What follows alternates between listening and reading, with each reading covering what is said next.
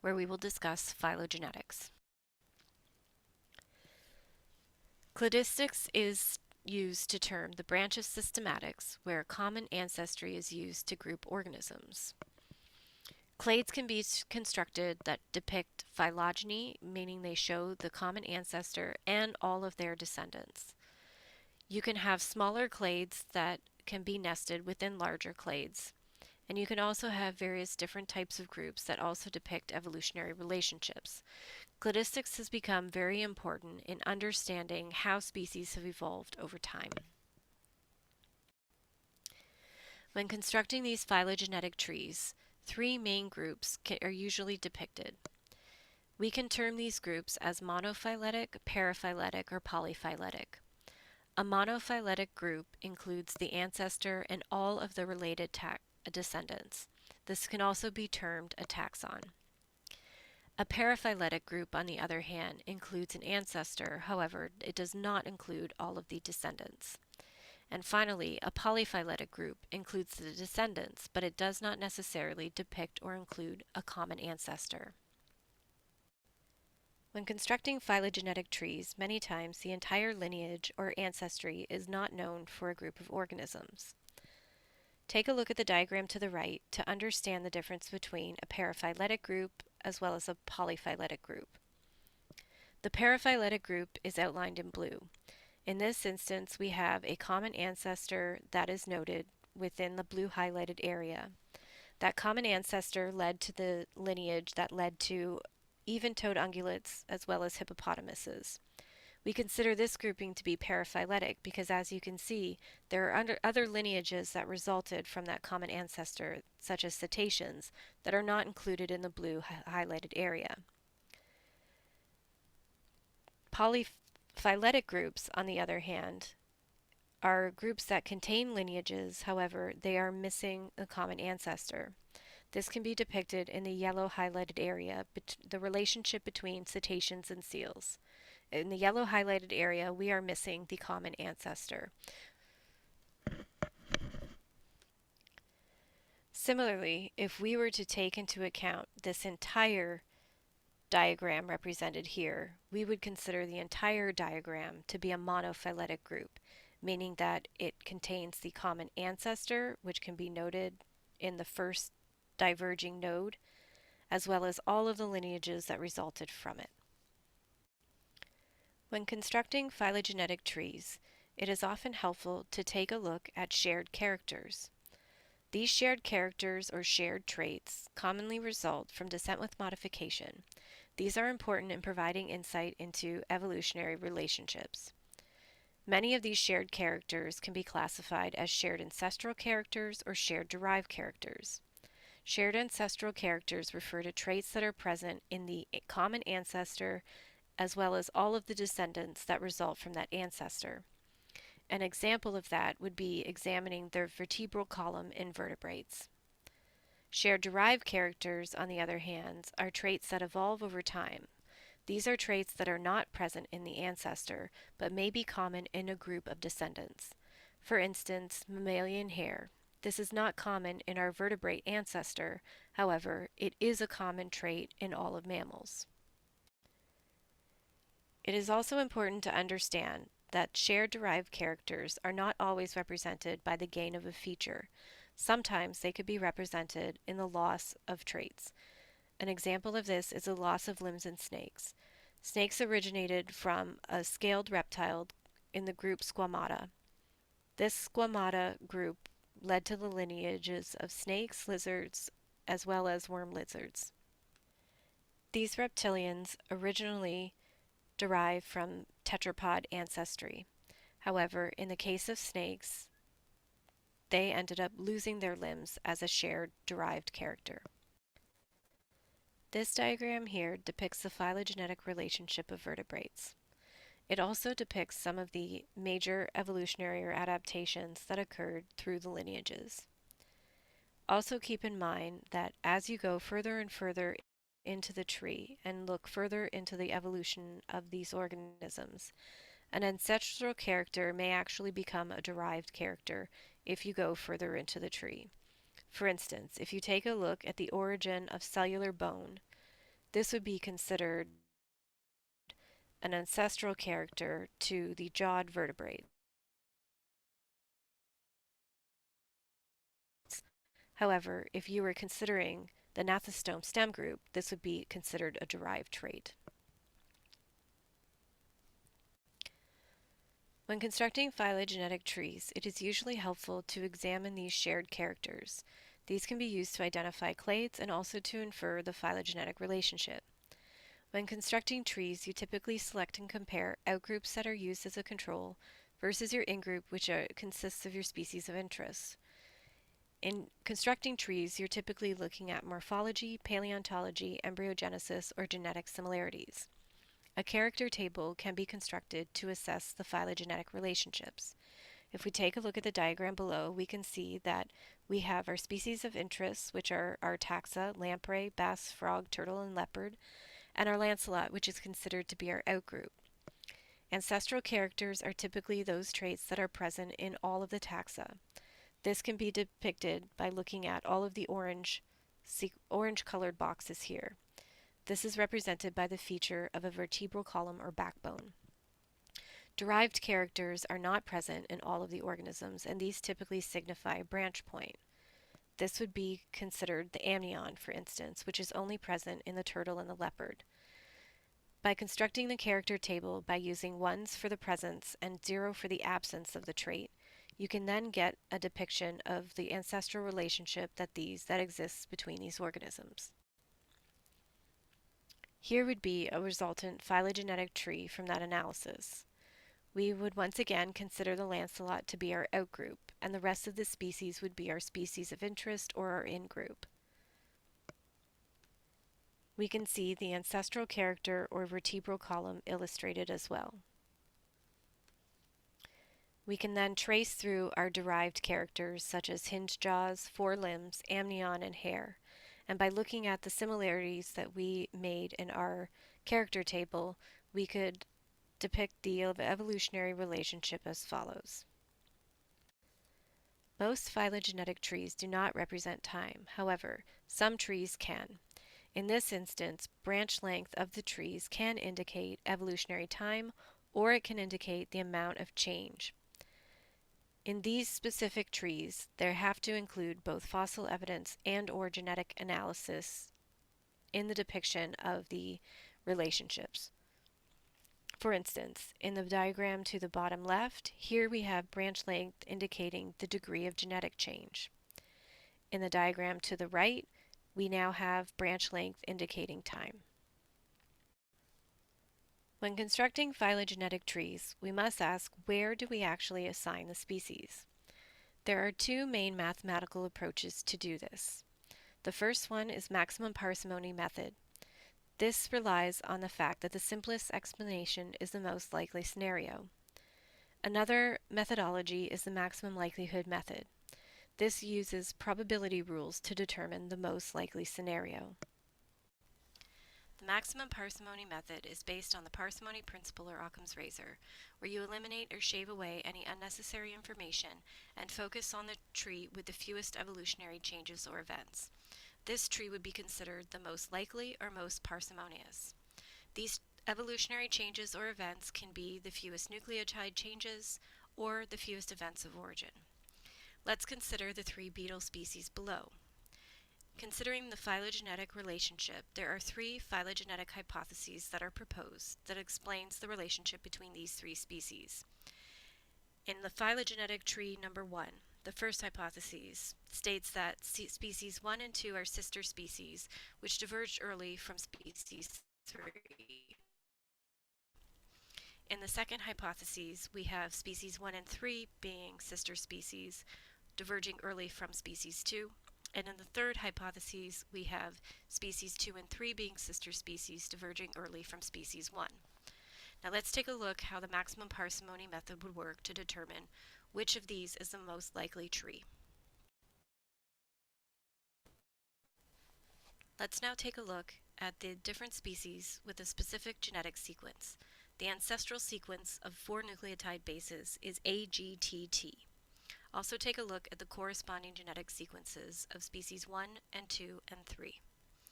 Considering the three hypotheses that were proposed on the previous slide, we can then take a look at the base changes those trees would represent. In tree number 1, or hypothesis number 1, we had species 1 and 2 being sister species diverging early from species 3. We could see in that tree, which is depicted in the diagram to the right, that we would have a base change that would have occurred when species 1 and 2 diverged. We can also see for the other two hypotheses where those base changes would have occurred. This is for site 1 in the nucleotide sequence. We would then do the same for site 2, 3, and 4. We can see site 2, 3, and 4 changes in the proposed hypotheses in the three trees that are depicted below. If we take a look at the sum of these results, we can see that in the three proposed hypotheses, the first tree has 6 genetic events. We can see it means that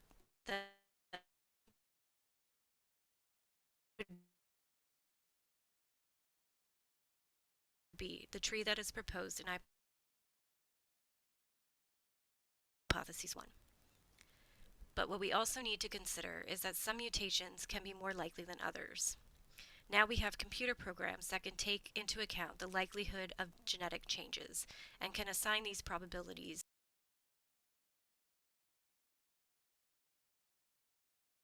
to truly find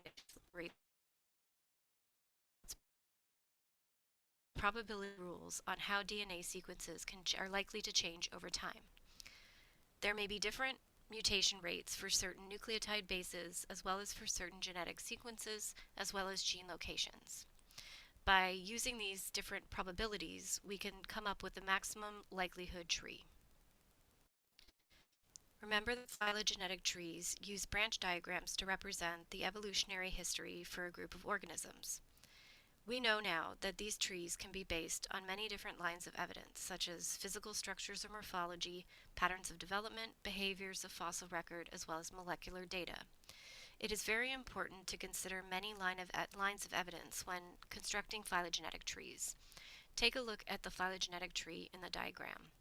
If one were to only rely on morphology, one would likely put snakes and glass lizards as sister species due to their similar morphology. This indicates that they are not sister species and that the limbless nature to their physiology actually evolved twice, independently. In one lineage, though they do share an ancestral lizard in common, limblessness actually evolved twice, in one lineage that led to snakes and in another lineage that led to glass lizards. When constructing a phylogenetic tree, one can look at the physical attributes of an organism or a group of organisms. Many times this may indicate relatedness. However, today we rely much more on just morphology to determine phonology. This is because some organisms can look very similar, but yet have different behaviors or different physiology. Also, distantly related organisms have few traits for comparison, making it very difficult to develop the evolutionary relationships when there's no morphological traits to compare. In addition, environment can play a very important role in influencing the physiology or physical appearance of an organism. When constructing phylogenetic trees, embryonic developmental patterns can become important in indicating a shared evolutionary history. If we consider the sea squirts and their history, what would you think they were closely related to? Sea squirts are depicted in the image in the center. By looking at their physiology or morphology, one would typically think that they were more related to the phylum Porifera rather than the phylum Vertebrata or the phylum Chordata, indicated by the frog to the left. In answering this question, it is important to look at larval development. This can yield important clues to the evolutionary relationships between these three groups. Once again, if we take a look at the adult stages, sea squirts, or phylum Urochordata, are very similar in morphology to phylum Porifera or the sponges, and they look very different from the phylum Chordata. However, if you take a look at their larval stages, you can note that there are many shared characteristics between the phylum Urochordata and the phylum Chordata, such as the neural tube and notochord. This, in fact, leads us to conclude that phylum Urochordata is more similar to phylum Chordata. Another line of evidence in constructing phylogenetic trees is behavior. Behaviors can be culturally transmitted, or they may be genetically inherited. If they are in fact genetically inherited, these can be very useful in determining evolutionary relationships. Culturally transmitted behaviors are learned behaviors that are taught, usually from parent to offspring. This is evident in many bird songs. However, genetically transmitted behaviors are innate behaviors that are ingrained in the offspring. This would be in the case of frog songs. Frogs do not need to learn their songs. They are innate and they have the ability to produce the songs, and they do not need to learn them from their parents. Another important line of evidence in constructing phylogenetic trees is the fossil record.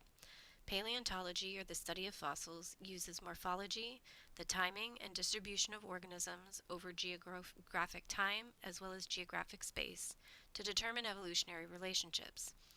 The fossil record can be very important in determining both derived and ancestral traits, as well as determining when lineages diverged from each other. However, the fossil record does have limitations. It may be missing for some organisms, or it may be missing for certain divergence events. Molecular data, such as the biochemical analysis of cellular components, can be very important for determining phylogenetic relationships. Molecular data is very important because we can create a large data set relatively easy and efficiently. There are distinct codes that are based on specific nucleotides such as DNA and RNA. Thus, there is very little confusion for this type of evidence. We can now use computer-based analysis to create mathematical programs and to do complex statistical analyses. Molecular data is primarily based on DNA, but that is not the only molecular data that is available. There are many data sources such as plasmid DNA, mitochondrial DNA, RNA, amino acid sequence, nuclear chloroplast DNA, as well as looking at protein structure. Phylogenetic trees represent the data set that is analyzed. This means that they can constantly be revised as new data becomes available. This is particularly important as our molecular analysis has improved over the last decade or so. This also means that phylogenetic trees can be used to make and test predictions as part of the scientific method.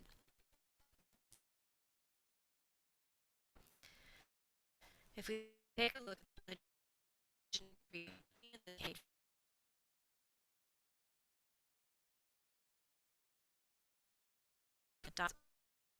nest, looking at the ancestry between crocodiles, dinosaurs, and birds. This phylogenetic tree is based on shared physical characters between crocodiles and birds. This is then evidence. In the picture below, we can see a fossil remains of an oviraptor dinosaur that is protecting its nest and eggs within it, thus supporting the phylogenetic tree depicted in the diagram. Years, molecular analysis has become the forerunning lines of evidence for constructing phylogenetic trees. This is because an organism's genome can provide valuable insight into its evolutionary pathway. Different genes are known to evolve at different rates. For instance, ribosomal RNA is known to change very slowly. Thus, it can be used to measure long-term changes in evolutionary time, whereas mitochondrial DNA is known to change very rapidly. As a result, it is used to examine more recent evolutionary events. When examining evolutionary pathways, gene duplications, or repeated gene sequences, can increase the genome variability. When gene duplication occurs, it can also increase the opportunity for further changes and further speciation events. Repeated duplications within a genome can lead to groups of related genes within a genome. These are known as gene families. By tracing the evolution and changes within gene families, we can gain insight into the evolutionary pathways that may have occurred. If you remember the previous concept of homology versus analogy, this also applies to the genome. There have been two main types of homologous genes that have been identified. Orthologous genes have a homology that is due to a shared common ancestor. In this instance, both species contain similar genes. However, a speciation event has led to divergence within the genome. This can be shown in the diagram to the lower left. We can see the ancestral gene sequence in the common ancestor. A speciation event in this instance has led to the divergence of the gene, which we can see in the two different colors depicted below. Species A has the change, which is represented in red, while species B has a change represented in yellow. However, we can see that the overall gene sequence between those two species would be considered the orthologous gene, which is common with the shared ancestor. Thus, small changes within orthologous genes typically indicates those speciation events and divergence. Paralogous genes, on the other hand, show a homology. However, this homology or similarity is due to gene duplication. In this instance, these gene duplications represent a divergence over time. Different copies of the genes within a species typically represent the divergence event. If you take a look at the diagram to the lower right, we can see the ancestral gene sequence. In this instance, a divergence event has led to a gene duplication. This increases the variability within the genome and also the chance for random mutations to further increase the divergence of that species C from the ancestral species. Thus, by looking at orthologous and paralogous genes, we can gain valuable insight into the changes that happened within speciation events over time. Molecular clocks can be valuable in estimating the timing of major evolutionary events. This is because certain genes or genome regions are known to have constant rates of change. We can examine changes in nucleotide sequences, in codons, as well as amino acids. For instance, if you take a look at the diagram to the lower right, we can see that the number of mutations and the changes in these mutations over time occurs at a relatively constant rate. The black dots represent the rate of change in mammalian proteins. We can see that this is relatively constant. However, if you take a look at the green dots, we can also see that primate proteins do not show this trend. The rates of these molecular clocks can vary between species, between genes, and these rates may even change over time. Many of these rates of change usually reflect the selective pressures that are exhibited on the gene. These selective pressures can be positive, negative, or neutral. This means that highly important genes tend to be conserved and tend to change very slowly. Non-essential genes tend to vary and change very quickly.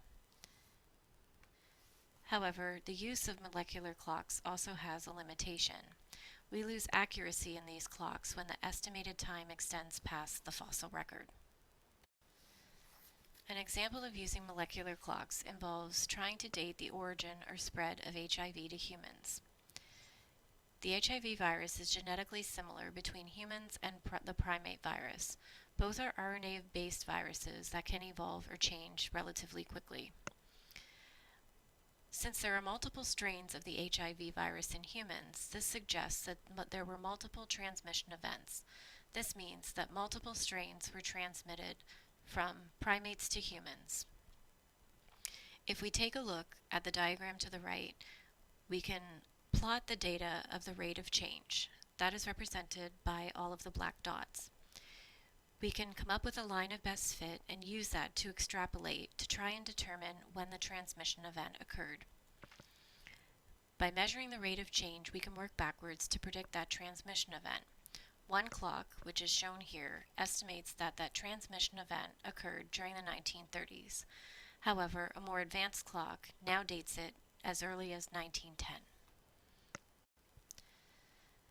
As many lines of evidence are used, and as the genome becomes more understood for different species, these trees may be revised as research uncovers more information regarding the evolution of these organisms. For instance, the current organization of life based on the genetic analysis depicts three main domains: domain bacteria, domain archaea, and domain eukarya. However, if you take a look at previous texts, you will see that there are many more domains that were proposed. These domains of life are further classified into kingdoms. These kingdoms are primarily based on shared characteristics. Within the domain Eukarya, we have the kingdom Plantae, which primarily consists of land plants, kingdom Fungi, which primarily contains mushrooms, kingdom Animalia, which consists of multicellular eukaryotes, as well as the protists. Protists were originally defined as their own kingdom. However, we now know that there are many different lineages that contain protist life forms. This diagram here depicts the three main domains. Most of the prokaryotes lie within the domain Bacteria. However, a few of the prokaryotes lay within the domain Archaea. Archaea is a domain that exists and shares many characteristics with both bacteria as well as eukaryotic organisms. Organisms that have a basic eukaryotic cell structure, such as a nucleus and organelles, reside in the domain Eukarya. Although we have made many advances over the last few years regarding our understanding of this phylogeny, it is still debatable with respect to some of the common ancestral life forms. To further add to the complexity of our understanding of how organisms are related, horizontal gene transfer can occur. This occurs when genes shift between the genomes of very different organisms. This can be due to the exchange of transposon or genetic elements, plasmids, viruses, or gene fusion. This can occur between different prokaryotic cells, between eukaryotes, and even between prokaryotes and eukaryotes. Horizontal gene transfer between an algal species, Galderia, and a prokaryote has allowed Galderia to survive in extreme habitats of the hot sulfur springs.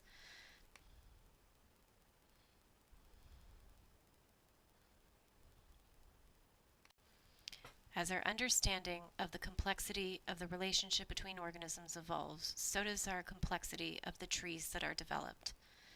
In essence, the tree of life may be better represented as a tangled web which represents the horizontal gene transfer that has occurred between many ancestral cell populations, which has now led to the domains of the organisms that we see in present day.